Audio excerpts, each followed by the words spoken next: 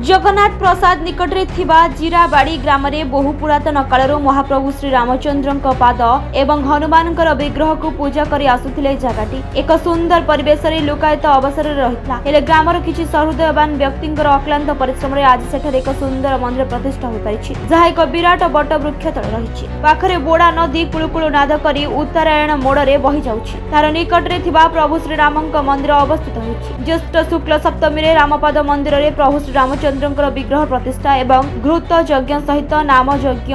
अन्न यज्ञ इत्यादि अनुष्ठित होइछि सेथिरे कर्ता रूप रे वीरेंद्र कुमार दास एवं तांका धर्मपत्नी कार्य समाप्त करथिले श्री विग्रह मानकर प्रतिष्ठा तथा समस्त यज्ञ अनुष्ठान सुपरिचालना पाई सभापति सुशांत कुमार पंडा एवं तांका सहित थिबा कमिटी एवं ग्रामवासींकर अक्लांत परिश्रम रे ता 22 तारिख ठारू आरंभ होई प्रथम दिन कलश यात्रा अंकुर रोपण 23 तारिख रे सूर्य पूजा महास्नान सहित 23 तारिख ठारू 26 तारिख 24 प्रहर अखंड नाम यज्ञ श्री विग्रह प्राण प्रतिष्ठा 24 तारिख रे श्री विग्रह नगर भ्रमण सहित प्रसाद सेवन अनुष्ठित होछि ग्रामवासी सर्वसाधारण को निवेदन करिसेंती पवित्र श्री राम पादपीठ रे महाप्रभु को दर्शन करी आशीर्वाद लाभ करंतु।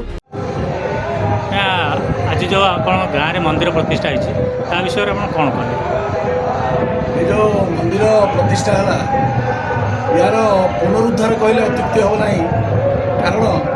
दीर्घ 200 वर्ष पूर्व आर किंवदंती जहाँ अच्छी आम जेजेबापा ठार आम जहाँ शुणीचु एठी से समय अनेक साधु सत ये निवास करते ये हनुमान केवे स्थापित होती आम कहीं ता विषय अज्ञ ए गाँ बसवा काल ठारू ए हनुमान ये प्रतिष्ठा होती आउ रामंकर पादुका जो शिला अच्छी से शिला केवे आसी गाँवासी आणिकी रखिंट से विषय में आम अज्ञ प्राय 200 वर्ष ऊर्ध हम ये एमती जराजीर्ण अवस्था पड़ी रही मु शुणी मो जेजेबापा जहाँ कहते बापा सर्वदा घरे न रही एटी साधु सत पाखे आसी रात्रि यापन करुले आम जेजेबापा होती बापांकर एकमात्र पुत्र सी पत्नी सहित आउ स्त्री संग नाला पुत्र जन्म होगापर सी सर्वदा ये साधु सत पाखे रोते आम जहाँ शुणीचु से समय विराट एक यज्ञानुष्ठान अनुष्ठित होता जो थे हजार हजार लोक एटी आसी प्रसाद सेवन करते जहाँ आम आमर पूर्व पीढ़ी ठारू शुणा पाइचु तेणु तार पुनरुद्धार करने एबे मते 58 वर्ष बयस आम प्रयास जारी रखीचु प्राय 30-40 वर्ष धरी तार पुनरुद्धार करने से जहाँ हो अनेक प्रयास पर अनेक बाधा विघ्न पर आज आम तार प्रतिष्ठा उत्सव करूँ जहाँ से प्रभुंर कृपार ही आज संभव हो पार। परिचय नारायण दास जो रामपाद मंदिर प्रतिष्ठा है रामपाद मंदिर प्रतिष्ठा रे मु आचार्य भाव वर्ण होती आमर विग्रह बसती श्रीराम आउ सीता माता लक्ष्मण ठाकुर आउ गणेश विग्रह आउ पार्श्व जोड़ा रही विग्रह पाखे राम लक्ष्मण सीता हनुमान चारि मूर्ति बसले आउ 21 जून 2026 टू 4 दिन पर्यंत आमर चलला षोडशोपचार पूजा प्रथम दिन है जलयात्रा अंकुरारोपण दीक्षा ग्रहण 22 तारिख आमर है षोडश सूर्य पूजा षोडशोपचार पूजा यज्ञ नारायण पूजा सब विधि विधान अनुसार आमर है तृतीय दिन आमर देवता प्राण प्रतिष्ठा है चतुर्थ दिन आमर गृह प्रवेश कराला श्री रामचंद्र। रामपाद मंदिर जो प्रतिष्ठा है आपण कर्ता रूप ये बसते तो ता विषय कौन कहे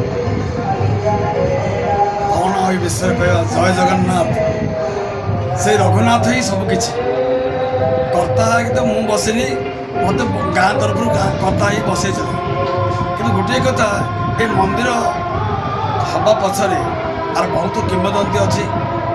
से किंवदंती यदि आम गोटे गोटे आलोचना करें बहुत समय लगे कि गोटे कथा हूँ समस्त प्रचेषा गाँ मानक जो स्नेह श्रद्धा ଭାବ ଏବଂ ସାଧୁ ସନ୍ତଙ୍କର ଯେଉଁ ମନ୍ଦିର ପ୍ରତି ଯେଉଁ ଭାବ ସେ ଭାବରେ ଆଜି ଆମେ ମନ୍ଦିର ଆଜି ତିଆରି ହେଇଛି ବା ମନ୍ଦିର ଆଜି ପ୍ରତିଷ୍ଠା ହେଇପାରିଛି। କିନ୍ତୁ ଗୋଟିଏ କଥା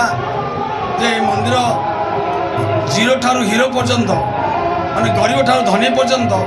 ସମସ୍ତେ କିଛି କିଛି କିଏ ଶ୍ରମ ଦାନ କରିଛି, କିଏ ତ ଧନ ଦାନ କରିଛି, କିଏ ତ ତା'ର ବହୁମୂଲ୍ୟ ମାନେ ସମୟକୁ ମଧ୍ୟ ଦାନ କରିଛି,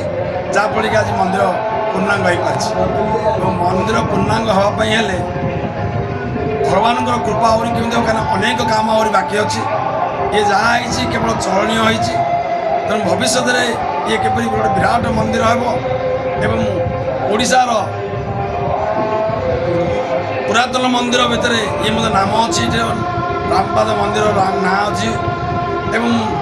ଯେଉଁ ଆମର ପୁରୁଣା এই ମନ୍ଦିର ମାନେ ବହୁତ ବର୍ଷର ମନ୍ଦିର ପର୍ଯ୍ୟଟନ ସ୍ଥଳୀର ମାନ୍ୟତା ପାଇଲେ ଆମର ଯେଉଁ ପରିଶ୍ରମ ସାର୍ଥକ ହେବ। ଏବଂ ଆଗରୁ ମଧ୍ୟ ଆମେ ଜାଣିଛୁ ଯେ ଏଇଠି ବିଭିନ୍ନ ପ୍ରକାର କିମ୍ବଦନ୍ତୀ ପୁରୁଷମାନେ ଆସିଥିଲେ, ମହାନ ମହାନ ଯଜ୍ଞ ମଧ୍ୟ ହେଇଛି। ଆଉ ରାମଙ୍କର ଯେଉଁ ଶିଳା ତାହା ବଡ଼ ଆଶ୍ଚର୍ଯ୍ୟଜନକ ଜିନିଷ। ପାଦର ଚିହ୍ନ ଅଛି, ସୀତା ମାଙ୍କର ପାଦର ଚିହ୍ନ ଅଛି, ତତ୍ସଙ୍ଗେ ସଙ୍ଗେ ଲକ୍ଷ୍ମଣଲାଲଙ୍କ ଚିହ୍ନ ଅଛି, ସର ଘଷିବା ଚିହ୍ନ ଅଛି, ହସ୍ତଶସ୍ତ୍ରକୁ ତିଆରି କରିବାର ଚିହ୍ନ ମଧ୍ୟ ଅଛି। ପର୍ଯ୍ୟଟନ ସ୍ଥଳୀ ହେଲେ ବହୁ ଲୋକ ଆ ଉପରେ ବିଭିନ୍ନ ପ୍ରକାର ଜ୍ଞାନ ଜାଣିପାରିବେ। ତେଣୁ ମୋର କହିବାର ବକ୍ତବ୍ୟ ଏତିକି ଯେ କିପରି ମାନେ ସରକାରଙ୍କର ଏ ପ୍ରତି ମାନେ ସ୍ନେହ ଶ୍ରଦ୍ଧା ଭାବ ରହୁ ଏବଂ ଆଗାମୀ ବର୍ଷରେ ଇଏ କିନ୍ତୁ ଗୋଟେ ପୂର୍ଣ୍ଣାଙ୍ଗ ରୂପରେ ମନ୍ଦିର ପରିଚାଳିତ ହେବ ବୋଲି ମୋର ଏତିକି କହିବା। ବ୍ୟୁରୋ ରିପୋର୍ଟ ନିରପେକ୍ଷ।